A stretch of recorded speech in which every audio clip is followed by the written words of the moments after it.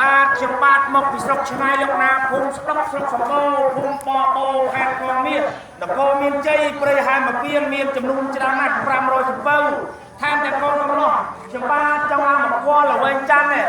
លោកវិបាកខាងស្រីតើលោកវិបាកខាងស្រីនឹងអាចឲ្យខ្ញុំបាទបើកលបងកន្លងរវាសំណួរចំនួនថែមទាំងកូនកំឡោះចូលទៅក្នុងនៃអាខានឡានទេទៀតបាទជំនួសបន្តមកស្រីសុខមកឲ្យជំនួសទៅបាទអរគុណលោកណាចិត្តល្អមែនបើចាំជ័យអងដល់បងកន្លងរវាសំណួរចំនួនថែមទាំងកូនកំឡោះចូលទៅក្នុងនៃអាខានវិបាកខាងស្រីពុទ្ធកម្មសុខសុខដីជ័យមង្គលប្រកបមែនអងបាទដើម្បីជីវបន្ត